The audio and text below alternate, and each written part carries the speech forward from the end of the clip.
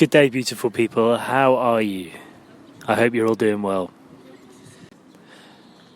There was a new moon last night, and the energy that it was giving out was very much an energy which told us that we really have to step into our authenticity, into a world of genuineness coming from our absolute heart. And I don't know if you felt it, but for a group like the Sacred Pause, this is the kind of energy which we thrive from. I don't know if you have someone in your life who is like this, but there's a few people in my life who I call my perfect Facebookers, and everything that they put out on social media, it might be Facebook, Instagram, whatever, is creating an image of absolute perfection. Like there is nothing wrong in any part of their life. And I can't stop laughing when I say that, because I'm sure that you do know someone.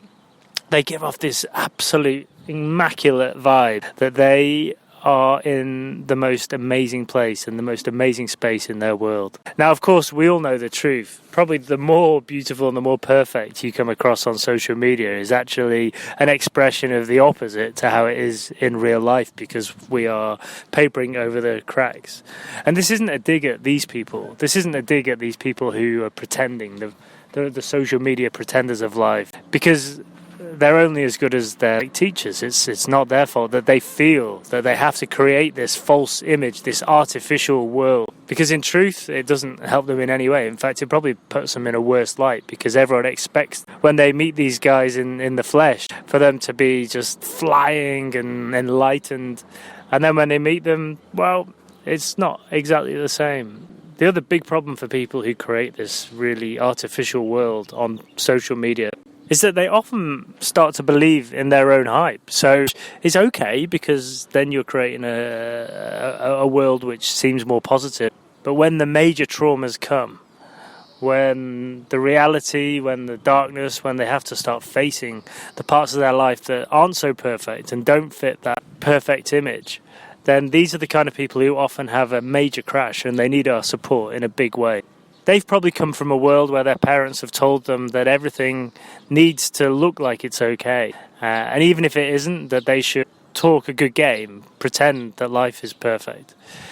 But this is a false notion, because although we're always in the perfect place at the perfect time, when you stop being authentic, when you create this world of fakeness, there's no substance there. There's nothing behind it.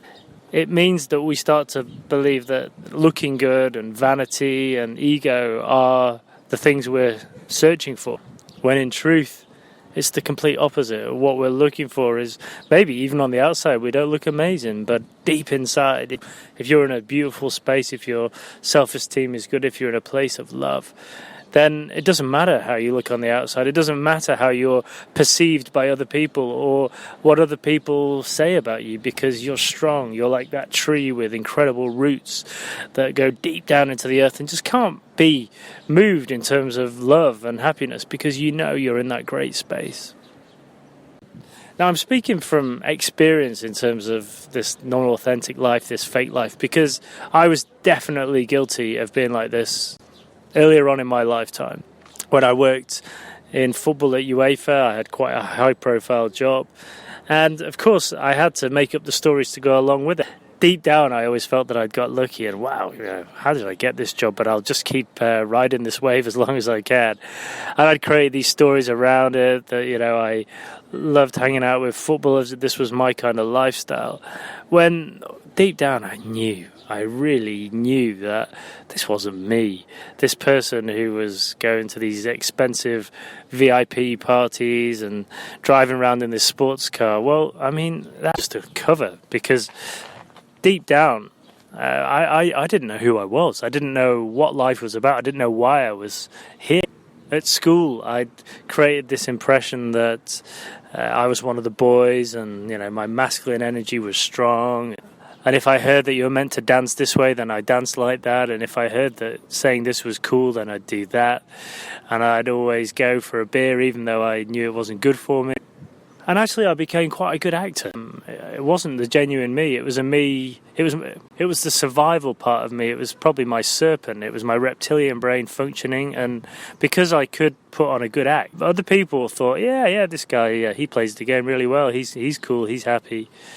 Yeah, but deep down, I knew it wasn't me. I knew it wasn't myself. And I knew that I was hiding something. I was hiding the feminine part of me. I was hiding this big heart that lay deep within.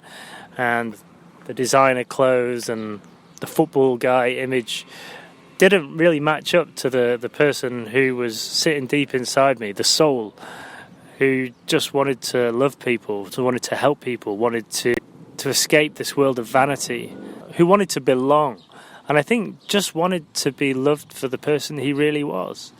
And because I never was being the person I really was, perhaps only when I was in a one-on-one situation with a very close friend, I was too scared to be that person in public, because that wasn't the image that I'd built up for myself. That wasn't the image that was seen to be the right image for the kind of lifestyle and job that I had.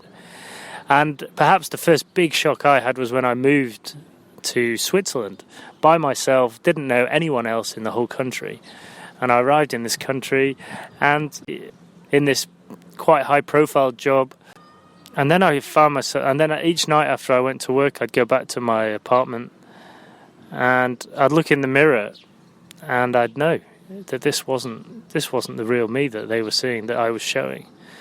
And it was such a great opportunity when you start anew, you go to a new country, to really be the genuine you. But you do get put under a huge amount of pressure when you're in these high-profile, fast-paced jobs in a very masculine industry where it's all about success, it's about competition, it's about coming across in this particular way, it's about winning, and it's about showing people that you're as good, if not better than them.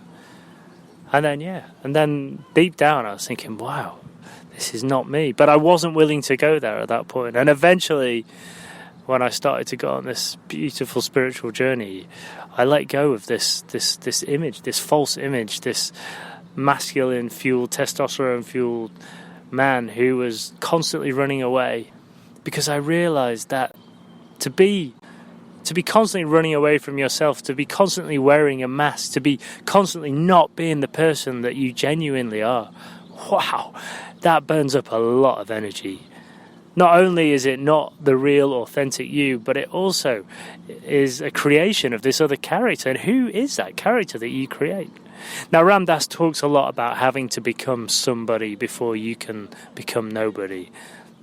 And perhaps that was the journey I was on, that creation of this character, this somebody, this ego, this person who lives from the mind, this person who lives from the wallet, the bank account, and bases himself on the material world. And as Madonna famously sang, we're living in a material world. That is the easy way to live this world. But the moment that you step into your genuine you, your authentic self, oh my goodness, the release, the relief, the magic, the freedom. Oh.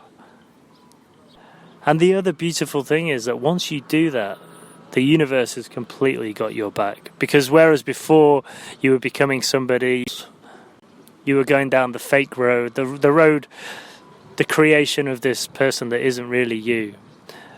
And yes, the universe probably supports you then as well, but only to a certain level. But the moment that you step into the genuine you, and you start to realize that you're here to be here, and that you're always in the perfect place, and that people won't judge you if you are the genuine you. In fact, what they'll probably do is the reverse. If you start to be your true self, no matter what you've been taught, no matter who you've been hanging out with, actually what happens is you're almost constantly in that sacred space, that meditative state, because you're you, and you breathe, and you take time, and you admire the trees, and you appreciate the beauty of the world.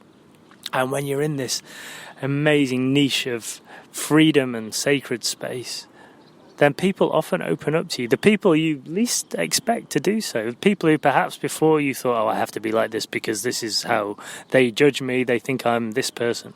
But no, actually, the moment that you are genuinely you, you'll find that a lot of people start to open up, and they'll start to tell you things about themselves that you never would have expected. Not only that, but in terms of profession, career, life, things just open up. You get the support. The spiritual support network kicks in. Because you're not obsessing about success, you're not obsessing about money, you realize that success is happiness, that success is love, that success is just being your authentic self. And the support network really carries you to a point where suddenly the things that you thought you could never make a career out of, or the things that you could never do on a full-time basis, they're almost put to you on a plate. I'm not saying it's going to happen overnight, although for some people it does.